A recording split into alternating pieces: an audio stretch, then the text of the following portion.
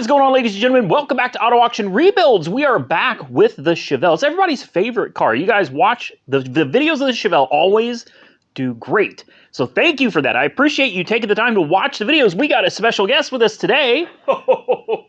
Michael from Santa's Workshop. What's going on, man? Oh, just trying to stay cool, and you got the air conditioner, so. Living the dream, man. Living the dream. We got them air conditioners set on 70, and what is it? 72, 74, 73? Yeah, that's about that. Not bad. Nope. Not bad. It feels nice in here. It's hot out there. Oh, gosh. We'll just stay in here. We're just staying here for the rest of the day. Makes working on these cars a lot easier. Oh, yeah. So today, it's a fairly short video. I don't think this is going to be a very long video. Shouldn't be. We got the transmission out in probably 30 minutes of actual working time, 30 to 40 minutes last time. And the engine, although it's a little more involved, it's not that big of a deal. There's 2 through bolts that are holding the engine in the car right now. Right. A few wires have to be disconnected. That's it. Yep. Air conditioning hoses. Well, yeah.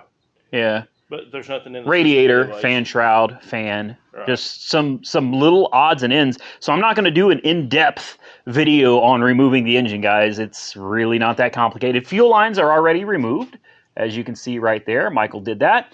We're going to disconnect the lower hose, and anything else that we need to get disconnected down here. Oh, header's got to come off. That's not too bad, but that is a process. So that's probably what I'll start on next. I think everything but the lower hose is done for now anyway under here. So we need to go up top. Oh, drain the oil. Should go ahead and drain the oil. Oh, yes, definitely. Yeah, we'll go ahead and drain the oil while it's up in the air. So we'll do that right now. And then we'll go up top, and I'll see if I can't get these headers off. And I've already marked where the oxygen sensor is going to go because, as I've said before, we have a special sponsor on this car, guys. I'm truly blown away that they even noticed me, but it's Holley. Like, not everybody can say I got a sponsorship from Holley, all right? So, yeah, I'm excited. I'm very excited that Holley was willing to work with me. They sent me a few goodies that we're going to put on the engine. This is going to be a series. We got the transmission, we're going to pull the engine, and we're probably going to take a few things apart just to take a look at the inside and see what's going on. In this video, we'll do that. Then we're going to end it. Then we're going to reseal it in another video. And we might even throw on the Holley stuff in that video as well. We'll see. Depends on how long the video gets. But we've got the Holley Sniper. I forgot the name of the Stealth. It is the Stealth version. I love this color. Oh, yeah. I could have gone with shiny. I could have gone with black, but I saw this and I was like, that just looks kind of classic. If you walk in and it's gone, don't look on the Caballero. Just saying. This sucker is nice. All self-contained. The everything resides inside of the unit itself. Here's all your connectors. We've got an MSD Blaster 2 coil. We've got a coil driver. We're missing it. They're sending it to me. I think it's called a dual sync distributor. It's a Holley dual sync distributor, or maybe MSD. Holley owns MSD, so they're the same company. So the Blaster 2 coil, the coil driver. They also sent me a 140 amp alternator to help because this is going to draw a little bit of extra current. Also, they sent me 2 fuel pumps. I guess one's just an extra. One's a bonus. I'm happy for that. I'll keep it in the trunk because you know how fuel pumps can be. It drops in the tank and it mounts in the original position. Like, it fits perfectly. And this is great because my sending unit's a little flaky anyway. So I needed to replace. So the fact that they have a fuel pump assembly it fits in your stock tank. You don't have to modify it. Oh, no. It's one of the simplest things there is to do. This is great. And the wiring, even though a lot of people get scared of wiring, I love wiring personally. I really enjoy wiring. Hey, you hadn't been over to help me on the... No. What I enjoy most is wiring that's new. Gotcha. With instructions. That makes it so much easier. So much easier. So you don't want to redo someone's screw-ups? No, I really hate having to do that. Yeah. Don't you? I've been watching you unbubbify that Corvette. That's been a disaster, but it's getting done. I made the mistake of looking under the dash this morning. Oh, no. Oh, yeah. We got everything we need, guys, including the screen, the little computer to control everything, temperature sensor, very important. Super, like, I know it looks involved because there really are. There's a lot of wire stuff, but it's really not that complicated, guys. It's really not. So thank you to Holly for sponsoring this. This is insane, man. I can't wait to get all this stuff in the car and have it running and driving, ready for Power Tour. Oh, yeah. 2022. I'm so excited. My first Power Tour, and I'm doing it in an absolutely beautiful car that, dare I say, will not give me any problems at all. You just messed it up. I know. I did. But if we do it right, it won't. Yeah, well, we'll see. Let's. I'm going to drain the oil, guys. We'll drop this thing down a little bit, and I'll work on getting the headers out, and then we can pull the radiator and stuff, get the engine out of this car. All right, we got a lot accomplished, and it didn't take very long. Oh, no. I mean, it's been a while since we started, but we left, went to lunch. We drove, what, 25 miles? Yeah, each way. Yeah, each way. Yeah. Sat Lunch. down for an hour lunch. Yeah. Went to Walmart. Went to O'Reilly's. Tractor Supply. Yeah. We've been doing things, but take a look. I almost can't believe it. She's almost ready. I've got the headers disconnected. I need to get it up in the air, and I'm going to get under there and try to pull the headers out from the bottom. I also got to disconnect, and I keep forgetting about it, but the clutch pedal attaches to this, it's like a ball and socket type of joint. Right. On the motor. It's attached to the back of the engine. I got to get a pry bar on there and pry that out, but the headers are in the way, so I need to try to get the header out, but I think that rod is in the way of the headers, so it's just going to be kind of it's a chicken or the egg type thing. Yeah, it would be fun trying to figure out that one. This header is going to come off. See, it's already off. I just got to pull it out the bottom. We got the chain sitting on top. All the wires should be disconnected. There shouldn't be fuel lines disconnected. Radiator and everything is out, obviously. I don't think there's anything left holding this thing on other than 2 bolts through the engine mounts and that rod on the back side of the engine. Yep. Yeah. So let's get it up in the air. Let's see if we can get those headers off without breaking anything. And then I think, guys, here in for you, it'll be like the snap of a finger, right? We're going to have an engine magically on it. Oh, we didn't get bolts for the... Yes, I did. Well, you did? You did? You remembered? Because I sure didn't. Oh, yes! Let's make sure I measured correctly. Life saver. Because without these, yeah. There you go. Without these, the engine ain't going on. No. The engine ain't going on the stand without them. I totally forgot. You know what? You guys should go subscribe to him just because he just saved our day.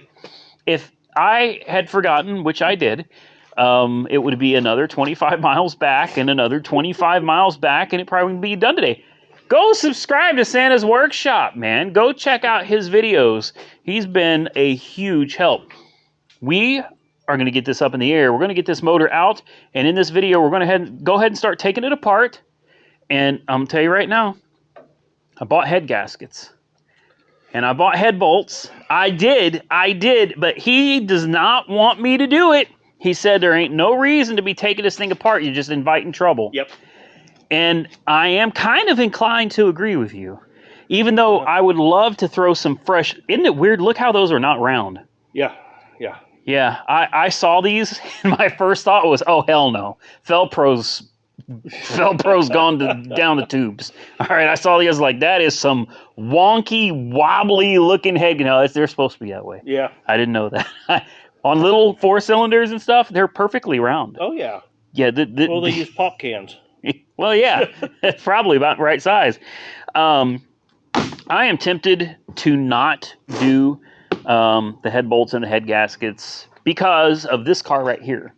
See, I just did a tune-up on it. Mm-hmm. Didn't have to. Didn't need one. Ran fine. No misfires. So I went ahead and did the right thing, and I spent about $70 on new spark plugs, and I did a tune-up air filter, the fluids and everything. Misfire now. Yep, coil's dead. The coil was not dead before I did the tune-up, but the coil's dead now that I did the tune-up. So I just had to go out and buy, it's like $80, $70 or $80 a stupid coil. If I had just left well enough alone, probably been fine another 50, 60,000 miles. Yep. Sometimes when things aren't broken, you need to just don't fix them. Yep.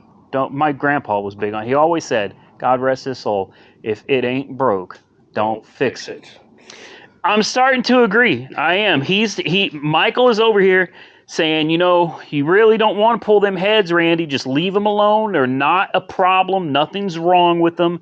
Leave them be. Here's what I want you guys to drop your comment below right now. Do you think we should tear the heads off and do the gaskets, or do you think we should just leave it well enough alone? Because right now where I'm at, I'm with him on it. I think trying to take them off, you're just asking. Not that I think bolts are going to break or anything, but they could. They could. Anything could happen. All we know is that right now it runs great. Oh, yeah. Yeah. So why mess with a good thing? All we're going to do, we're not messing with anything that's going to change the way it runs. We're just putting gaskets and seals in it. Right. That's it. So let's get this out of the car. Let's get it on the stand, and we'll start taking this engine apart in this video. You guys get to see the inside of the... How about that? Everyone can see the inside of the motor. I could make them wait. I'm not going to. Nah, let them see it. I'm gonna let them see it. I'm gonna do the right thing. I'm gonna do right by you guys. We're gonna get this motor out. We're gonna start taking it apart. Just take a look. I'll even get the Boroscope out. We'll take the spark plugs out, look inside the cylinders and everything too, see what things look like. Let's do it. Sounds good. You didn't think we were gonna take it out without showing you guys, did you? Make sure it comes loose from the transmission. Oh man, that's right. I forgot about that.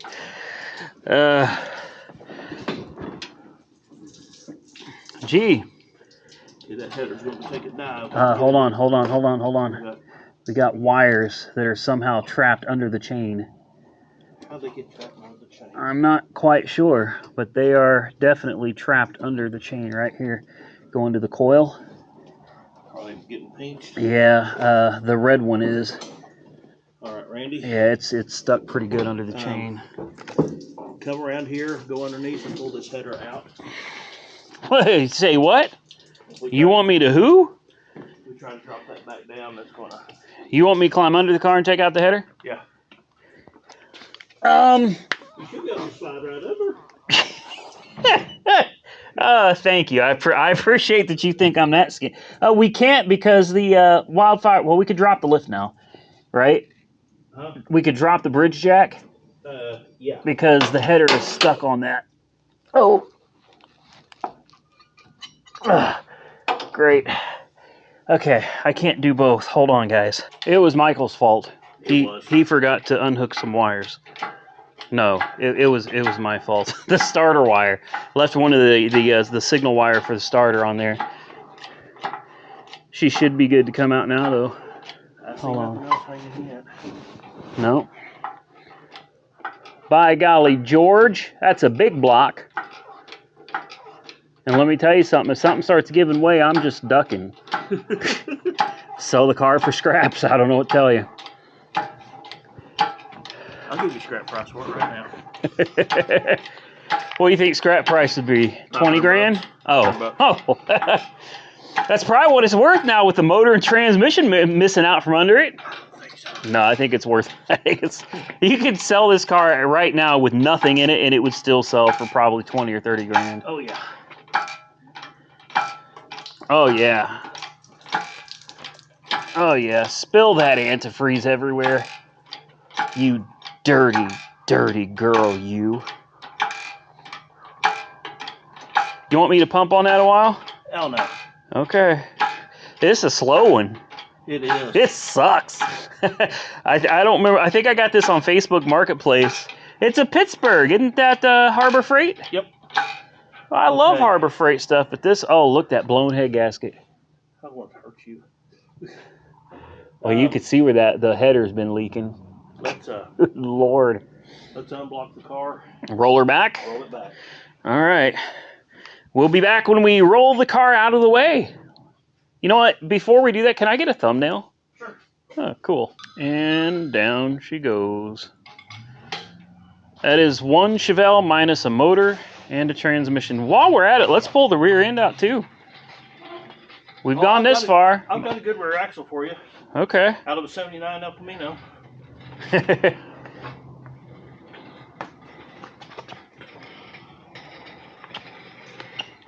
That's a lot of weight on those front wheels. Okay, right there. All right. Are we going to put this on this here engine stand? Yes, sir. Well, I'm excited about that.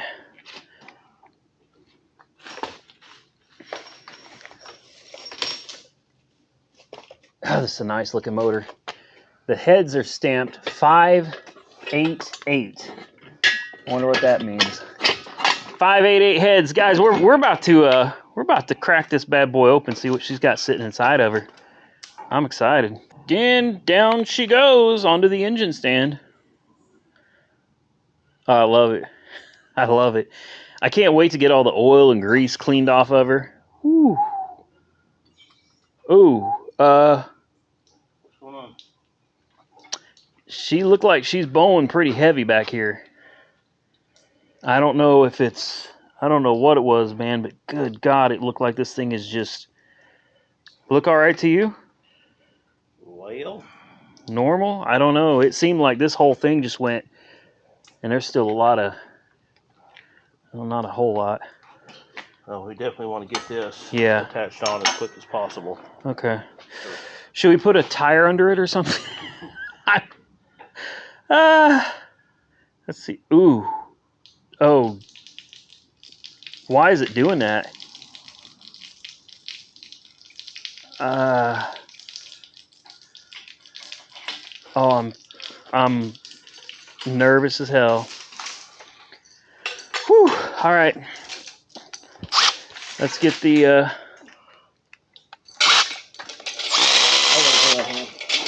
take that out yet. Oh, I see what you're doing. I see what you're doing. Just in case. I wonder how much weight this engine stand is good for.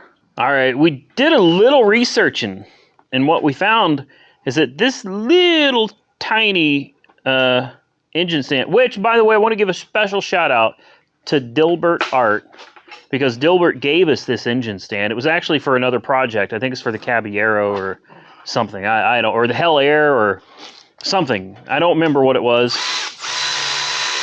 But big thank you to Dilbert Art for this engine stand. He gave it to me absolutely free. But with that said, it's a rinky-dink engine stand, meaning it is not made for a big block Chevy motor. This is a 750-pound stand. 750. Yeah. 750, and you looked up the weight of this engine and said it is 685. 685. So we're at the top end of what this thing can handle. So I think we're gonna go to O'Reilly's or AutoZone or something. Let's go grab a more sturdy engine stand, because neither him nor I feel comfortable with this, especially the way it just, good God, it bows forward so bad. It's not safe. And as you said, we ain't flipping this engine over on this stand. No. It's just not going to happen. This is a heavy engine. We're going to need something much bigger. And I need to move this transmission out of the way, because I got antifreeze everywhere. You know why? Because I didn't drain the cylinders. They have the drain plugs, the cylinder drain plugs right at the bottom of the block. Could have got to them real easy. Yeah, but what the heck? That's the way I feel about it too. You know, what the heck. There it is. Motor is out. I told you guys we're going to get the motor out in this video, and once we get it secured to a new engine stand, I'm not going to record none of that. Ain't no reason to. But once we get her on a more sturdy engine stand, I'm ready to start pulling it apart. Let's pop the distributor. Let's take off the intake, valve covers, oil pan. Let's take a look, pull out the spark plugs, put the Boroscope into the cylinders. Let's start taking it apart, see what it looks like, and then I got to see what it's like to do the rear main seal on this. I've never done one before. It's interesting. I assume you got to drop the crank a little bit. No. You don't? No, you turn it upside down. Okay. And what you do, you take the rear main cap off. Right. Then you get a very small punch, flat punch, and you very lightly tap that seal right on the end. Make sure you don't hit the crank. Drive it out? Yeah, you just start driving it and it works its way out. Okay. And once you get so far, you can just grab hold of it and pull it out. Okay. Then you oil up the new one real good, and you start working it back in the same way, and you push it around till it's in. Okay. The new one says, so because there are different specifications for each type of seal. I've seen rear main seals where they say don't use silicon. Mm-hmm. This one I went with Felpro for a reason. This is good stuff here. But this one wants you to use silicon. And it doesn't want you to make it flush with the block. It wants it cockeyed where you've got a portion of the seal sticking out away from the block. Otherwise, it says you'll risk leaking. Gotcha. So instead of having it in there nice and flush with the... Straight. Yeah, you want it, about a quarter of the way out or so. Well, we're getting there. It's getting there. It's getting there. We got a new stand. This one's 1,000 pounds. Yep. Much better. Look how the engine sits nice and level. Yeah, and when the weight went on it, it leveled out and stopped instead of kept on sagging like the other one was doing. Yeah, it was very concerning. Yeah. Very concerning. We're about to open her up and take a peek at the internals, guys.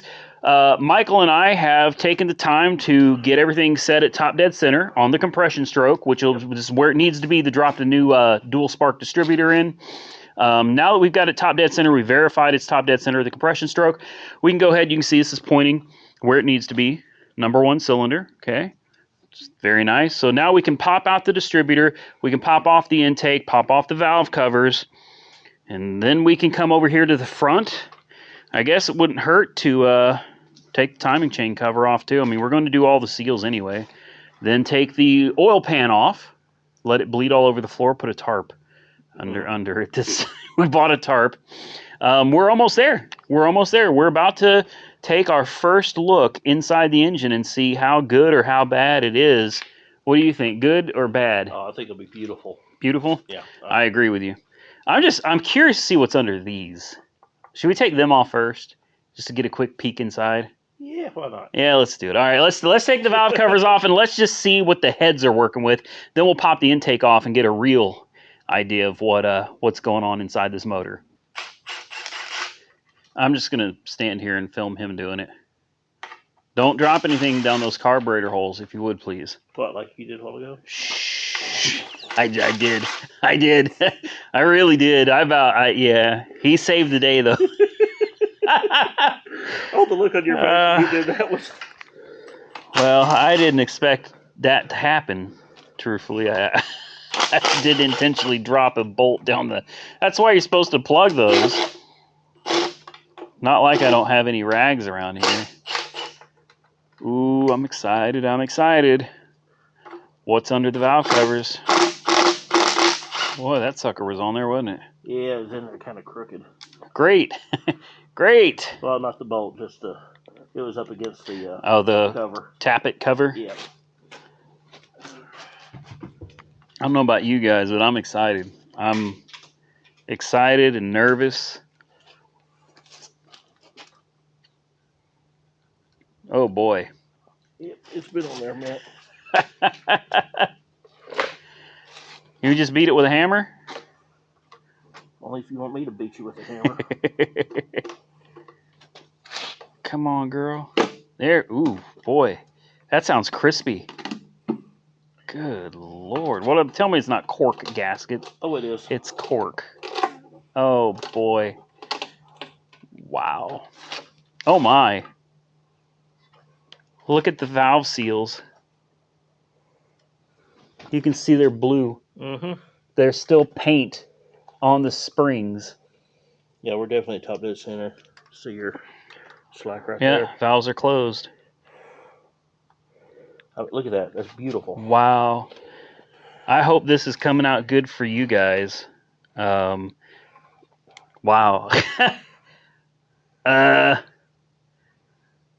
Wow. Okay. My goodness. She's a beauty, man. I mean, these heads are... You can read all the numbers? Uh-huh. Is that assembly lube? There's a few spots that have this thick... It probably... almost gel. Either that or just old oil after sitting for so long.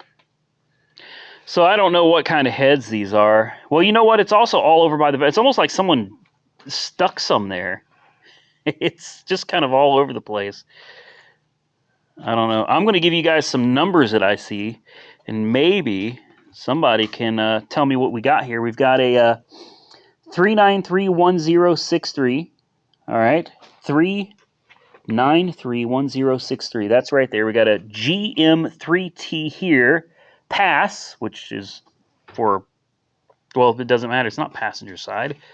These heads are interchangeable.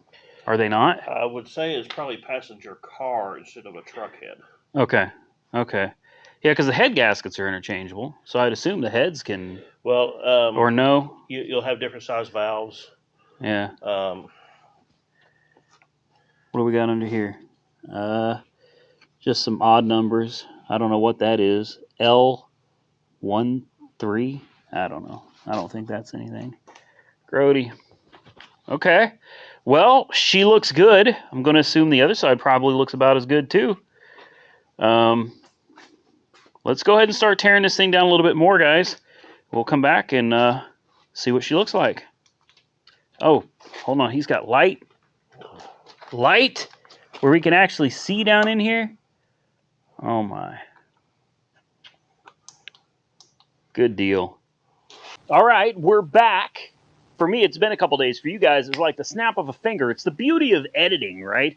We're back with the engine. I had to go get a memory card for my Ling Long. I'm sorry, it's my Tess Long. What's the deal with this Chinese stuff? It's always got long at the end, as if like, are they trying to compensate for something? I don't know. Anyway, there it is. My Tess Long. And it's a great boroscope, guys. Like, no BS. I may be joking about it, but this is a wonderful boroscope that does video recording, as well as you can flip the lens. There's a lens on the other side, so you can see up. There's also an extra lens that comes in it. Got those bright lights and a really nice LCD screen. I'll put a link to this in case anybody wants one. This is what I use, and it's been great so far. We're going to shove this in the hole here. And we should be able to get a pretty clear picture. See, get in the hole. You gotta get. Come on, Ling Long, get in the hole. There we go. There we go. You see that? That is the inside of a cylinder. Now I know. You see that on the wall there, and you're wondering, oh goodness, there is a ton of pitting. That is not pitting. That is trash. That is debris. Basically, it's carbon, because I shoved a straw and some carb cleaner down each one of these cylinders, and I sprayed them out. I also took the time to shove... Oh, there's a spider web in there. You see that? Oh, wow. He made himself a home. Yeah. I sprayed some carb cleaner down the intake and exhaust valves as well, just to kind of clean them up a little bit. So obviously here's an intake valve. Let's see if we can get in here. There we go. How far down can we get, I wonder? Take a look at these. Take a look at these valves. All right. Not too bad, I suppose. Yeah, not bad. All right, there's cylinder number 1, intake and exhaust. Or sorry, that's not number 1. That's number 5. This is cylinder number 6. Hold on. This is cylinder number 6. Look at this. Look at the hone marks on those walls. The cross hatching, absolutely beautiful. That's a good looking cylinder, guys. That's a good looking cylinder. Oh, wow. Look at the top of the piston. One of the things that I noticed pretty quickly was that the pistons in this do not match the paperwork that I have on this car. Cylinder walls look good. You can kind of see the valves up top right here. Barely. See those? Just a little bit. We'll go into the exhaust port here. Let's see if we can locate the valve. There she is right there. There she is, sitting nice and pretty. Yeah. Forgive me, guys. It's hard to navigate the camera. It is. Now we'll go to the intake port. Let's take a look down there. Again, looks really, really good. That is cylinder number 6. Let's go to number 7. Nope, that piston is all the way up. A little bit of carbon. Little bit of carbon. To be expected. This thing was running super rich. I can show you those spark plugs here in a minute. Let's take a look at the exhaust valve. There we go. There it is. Now let's take a look at the intake valve on the same cylinder. There she is. Oh, you can see a little pooling there. It's where some of my carb cleaner, I guess, got left in there. But, yeah, there it is. Looks all right. All right. Cylinder number 8. Just look at those piston walls, man. Those cylinder walls look absolutely great. Just a lot of carbon because she's been running really, really, really rich. Look at that. Look at that. Oh, she's beautiful, guys. She's beautiful. Take a look at number 8, exhaust. Right there. And let's have a look at number 8 on the intake side. Right there. Again, a little bit of pooling from the carb cleaner I had thrown in there. Valves look really nice. Really nice. Okay. Moving along to cylinder number 1, and look at the valve springs too. Take a look. There's still paint marks on everything. Everything is super clean, including the push rods. This is a push rod right here. You can get down into the cam.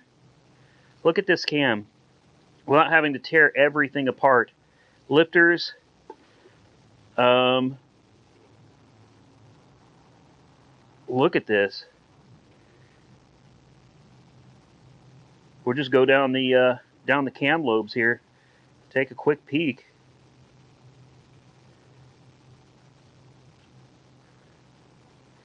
Look at the paint still on the back of the cam there. All right. Take a look down the distributor shaft here. Oil pump drive gear. Right there. All right. And, of course, down here we have I think that's a Mallory, an M77HV high volume oil pump that they welded. Look at the weld right here. They actually welded this so it could not fall off into the pan. Somebody knew what they were doing. They even marked the caps, cylinder number 7 and 7, top and bottom. How about that? They weren't screwing around on this build, guys. They weren't. Whoever built this meant business. So let's take a look in cylinder number 1. Of course, I've got this top dead center of the compression stroke, so you're not going to be able to see anything except for some debris in the cylinder that fell when we were taking out the intake manifold. So I'll put some suction in there and clean this stuff out. Also, throw a little carb cleaner in there, clean it up too. Exhaust port for the same cylinder, cylinder number 1. I can't tell what that is. Could be spider webbing, maybe. Maybe a little bit of scuffing on it, I don't know. That's exhaust. Let's take a look at intake. Look at this. Man, this thing has great video quality. It really does. It has great video quality, guys. All right. Let's go check out cylinder number 2. I was hoping we would see the numbers. There are numbers somewhere in here that showed that these are not 30 over pistons. They are 60 over, which would make this a 408. A 408. Again, beautiful cylinder walls. We'll jump in to number 2's exhaust port right here. It's your exhaust valve, which I'm having trouble getting you guys on. This one's a little difficult to see, but there it is. All right, let's do cylinder number 2's intake valve. Should be able to see down in there pretty good. Limited spider action in this one. Cylinder number 3. I keep hoping we're going to see that 060. What is going on there? So it's just a little bit of wear. Nothing that looks too scary to me, anyway.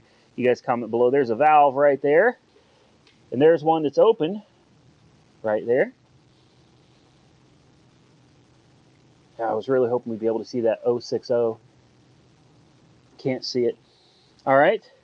Here is cylinder number 3's exhaust valve, which is open. As you can see, we saw that just a second ago. That valve is wide open. And let's go to the intake side. There she is. Again, good looking valves. And last but certainly not least, cylinder number 4. Get in there. Oh yeah. Oh yeah, look at that. Would you look at that? That is beautiful. God, that is absolutely gorgeous. I'm so happy.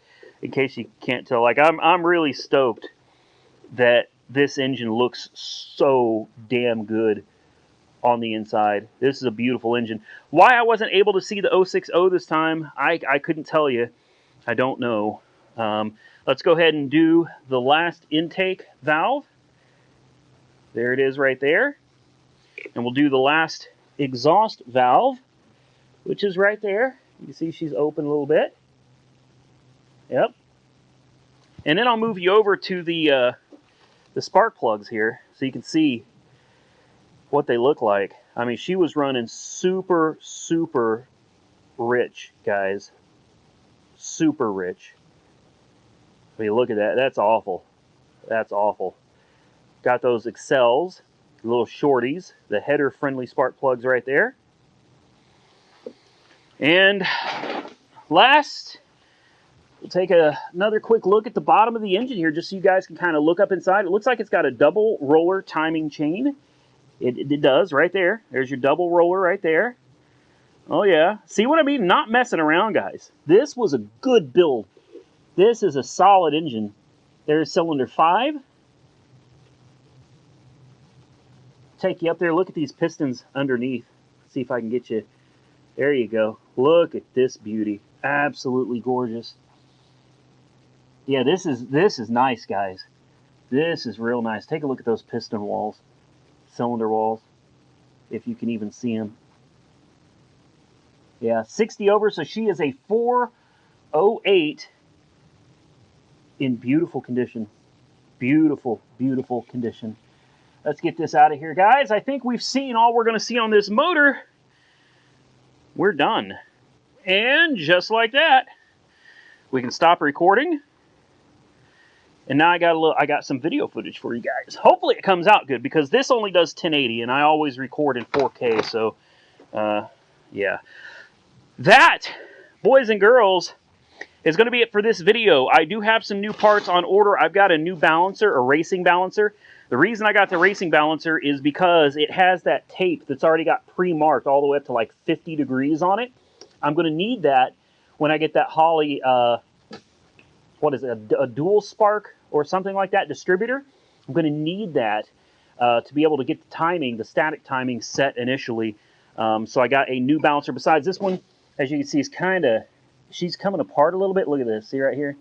Not so bad that I think it's unusable, but there's just no... While you're in there, let's do this once, and let's just be done with it. I got a 3-jaw puller coming so I can get this balancer off. I went out and got a new, well, I got a bunch of new stuff. New 195 thermostat. We got new header bolts. We've got new collector flange gaskets and bolts. New reusable thermostat gasket. We've got new flywheel bolts as well. Speaking of flywheels, we went out. Oopsie. Got a brand new flywheel that matches the old one. Fresh flywheel. We also got, oh, this is the bad boy right here. This is the bad boy right here. This is a Center Force dual friction clutch kit. That's right. It's got everything you need. It was about $550, and it was well worth it. It's got weights and a ring around the edge. What it does is as you give it gas and you start really romping on it, these weights actually add clamping force to the clutch. So what it does is it gives you kind of a race-style clutch, but with the drivability of a street clutch. It should feel just like driving with a street clutch all day long, except it can handle a lot more power. Now, I don't anticipate that we're going to do much to this car to give it a lot more power. Holly, you got to stop. Holly's giving me bad ideas. I talked to Scott over there yesterday, and he told me that we need to be. What are you doing? Well, that's okay. You just rest. You worked too hard today. Yeah. So Scott over there at Holly, shout out to Holly for sponsoring all of the EFI parts for this. Major shout out. But Scott's telling me, what we need to do is put a Terminator X in here, and we need to add 100 shot of nitrous. Of course, we'll have to forge the internals and everything. That's fine. He said, let's throw 100 shot of NOS on this thing and really make it a screamer. I expect by the end of Power Tour, I'm going to try to find a dyno so we can actually get some real numbers off of this thing with that new Holly kit. I'm expecting this car to push, I'm going to say 4.25 to the rear wheels, which I'm assuming is going to be somewhere around 500 crank horsepower. I may be expecting a little too much. In fact, I'm probably expecting a little too much, but it would be nice. We're going to try to do that at the very end of Power Tour. Don't miss it, guys. There's a reason I bought this car. There's a reason that I'm tearing the whole thing down. This is my first Power Tour car. This is a big deal for so many reasons. Number one, it's the most expensive car I have ever gone out and bought with my own money. All right? I didn't take a loan out. I didn't borrow somebody's money for this car. Like, I paid for this out of pocket, $40-some thousand. And I've had a lot of people saying that they would never spend that much money on a car that they had to strip down and put back together. Well, I'm here to tell you I would. I got parts of this car laying everywhere. My whole shop is covered in parts to this car. All right? And it has been some of the most fun I've had on the channel in a long, long time. I highly, highly recommend going out and buying yourself something. It doesn't have to be a super expensive car, but go buy yourself something, tear it apart, put it back together, and it feels great. The whole process is an experience. It's a lot of fun, and there's just nothing quite like buying your own car and then having to put it all together and then taking it out on that first drive, taking it out on that first 2,500-mile road trip for Power Tour, knowing that you did it. You did it. There's a real sense of satisfaction, a real sense of accomplishment that comes with that you just don't get from just buying something and driving it down the road. Now, again, remember, this car should be worth currently somewhere in the neighborhood of $60,000.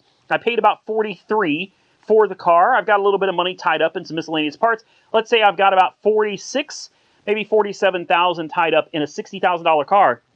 There's a reason it was $40,000. It's $40,000 because it needed work. You got to go through and do some freshening up and a little bit of modernization to it.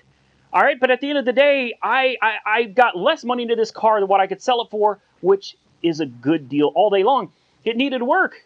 It was I don't want to call it a budget build, but let's be realistic. The car runs and drives. All I had to spend was a little bit of money on a transmission, clutch kit, and, Holly took care of us on the EFI and electronic ignition stuff. We're reusing the old engine, just resealing it. It's not that big of a deal, guys. And for an extra $15,000 or so dollars, you're telling me you wouldn't do this? You wouldn't do this for $15,000? I will. I'll do this every day for $15,000 extra dollars on every car I flip. Now, I do not intend to flip this car. I don't. I plan on keeping it. But, of course, things change, finances change, and, who knows. But I'm going to do my very best to hold on to this car because I really love it. With that, ladies and gentlemen, we're going to get out of here. Big shout out and thank you again to Santa's Workshop. His link is down below. Go subscribe to his channel. Please show the man some love. He came out here. It really helped us out. Also, can't forget Holly, man. Holly, thank you. Specifically, Scott, who I've been dealing with. He has been exceptionally helpful. Any questions I've had, I've been able to just send him a text message, and he's on top of it, man. Scott, thank you. I truly appreciate you. We're actually earning the name Auto Auction Rebuilds in this particular car. And I got to tell you, I think I'm enjoying this car more than I've enjoyed any other car. It doesn't bother me. I'm not mad that it's got problems. I'm not upset in the slightest. This is so fun and exciting to me, and I can't wait to put it back together. And that time is coming very soon. I should have everything needed to reassemble this car here in the next few days. So don't miss the next video where we are going to put the engine back together. We're going to put on some high-performance Holly components. We're going to put in a new transmission. And we're going to try to get this thing going. I can't promise it'll all be in one video, but I'll at least try to get her reassembled so that we can do that first start in a video after that. If you guys enjoyed today's video, hit that thumbs up button and let me know. Share the video with your friends. I truly appreciate it. If you're going to be on Power Tour, look for me in the 69 orange Chevelle SS. You won't be able to miss me. I'll be out there. Definitely look forward to seeing you guys. We're going to be all over the country, assuming all this comes together in time. We're running out of time. I got less than 3 weeks to have this car running, driving, dialed in, and ready to do a 2,500-mile road trip with Monkey Wrench Mike for Power Tour 2022. Any of you guys going to be out there, look forward to seeing you. Stay safe out there, and I will see you all again very soon in the next one.